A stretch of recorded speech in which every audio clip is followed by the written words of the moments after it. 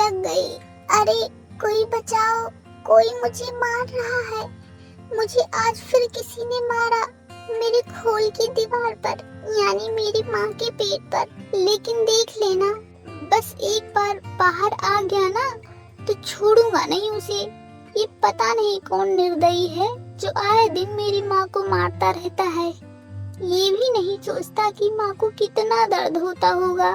और माँ के साथ मुझे भी तो चोट लगती है ना, आखिर मैं भी तो माँ के पेट में हूँ, इसीलिए तो नहीं कुछ कर पा रहा हूँ। बस एक बार माँ के पेट से बाहर आने दो, तब देखता हूँ मेरी माँ को कौन मारेगा।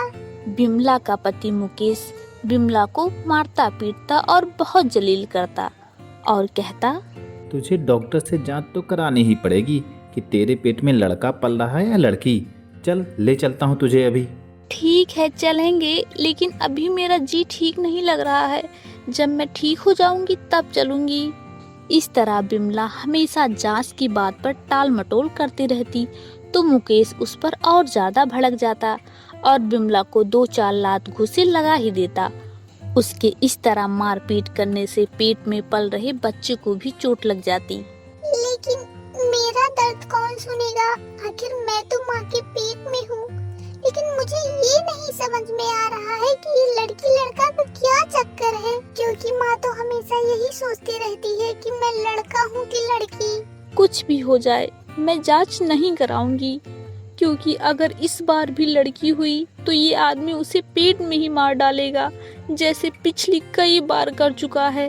माँ ये क्या सोच रही है? माँ की ये बातें तो मुझे बहुत डरा रही है। कहीं ये आदमी मुझे मरवा ना दे, क्योंकि मुझे अभी तक नहीं पता चला मैं लड़का हूँ या लड़की। मैं तो अभी अविकसित भ्रूण हूँ। पर समय बीतने के साथ पेट में पल रहे बच्चे को हर बात समझ में आने लगी थी और डर भी पहले से ज्यादा लगने लगा था।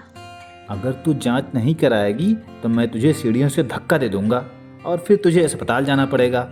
वहाँ मैं डॉक्टर को पैसे दे के सब पता कर लूंगा। अपने पति की ऐसी बातें सुनकर अब बिमला और भी डरी सहमी सी रहने लगी, लेकिन फिर बिमला ने हिम्मत जुटाई और बोल पड़ी, सोच लो, अगर पेट में लड़का हुआ तो तुम्हारी मारपीट से वो पेट में ही मर जाएगा, फिर तुम क्या करोगे? इसके बाद मुकेश बिमला को मारना छोड़ देता है। कुछ दिन बिमला के आराम से बीते और अब वह दिन आ गया जब पेट से बच्चा बाहर आने वाला था। बिमला के पेट में दर्द शुरू हो गया। वह उसे जल्दी से अस्पताल ले गया, जहां डॉक्टर, इनकी हालत बहुत नाजुक हो गई है, फौरन ऑपरेशन करना पड़ेगा।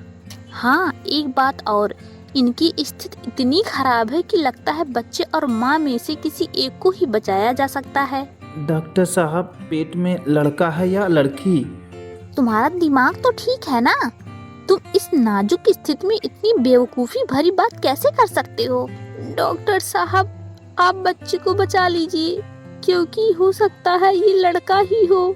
बिमला के इस तरह कहने पर डॉक्टर झल्लाकर मुकेश से बोली, अरे पत्नी की तो ठीक से देखभाल करते नहीं और बच्चा क्या खाक संभालोगे?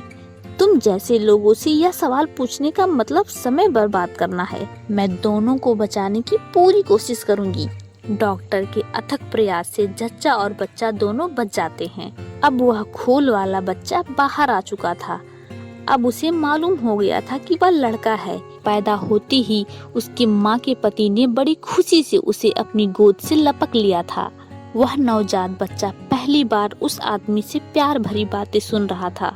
अरे देखो ना, मैं बाप बन गया, वो भी लड़के का। अले अले मेरा सोना बेटा, चुप हो जा, क्यों रो रहा है? भगवान, तेरा लाख लाख शुक्र है। लड़की होती तो यह आदमी मेरे साथ पता नहीं कैसा व्यवहार करता। चलो, शायद इसी वजह से मुझे घर में प्यार और सम्मान मिले कि मैंने लड़के को जन्मा है। लेकिन बिमला पहले 2 गर्भपात की वजह से इतनी कमजोर हो गई थी कि बच्चे के जन्म के कुछ क्षण के बाद ही वह चल बसी। लेकिन मुकेश को बिमला के चले जाने से कोई अफसोस नहीं था। कुछ महीनों के बाद ही मुकेश ने दूसरी शादी कर ली। ना जाने कैसा पुरुष था। मुकेश एक पत्नी को तो संभाल ना सका, दूसरी ले आया। धीरे धीरे 5 से 6 साल बीत गया। वह छोटा बच्चा आज अकेले बैठकर अपनी माँ की तस्वीर देखकर उससे बात कर रहा था। मुझे इस दुनिया में लाने के लिए तुमने कितने कष्ट सहे माँ, पर बदले में तुम्हें क्या मिला? लेकिन माँ, मैं आज आपसे वादा करता हूँ कि जब मैं बड़ा हो जाऊंगा और शादी करूंगा तो मैं अपनी पत्नी को पूरा सम्मान दूंगा। मेरी औलाद चाहे वह लड़का हो या लड़की, उसे खुशी से अपनाऊंगा। जो गलती मेरे पिताजी ने की है, मैं उसे कभी नहीं दोहराऊंगा। आज आपके बेटे का ये वादा है आपसे माँ।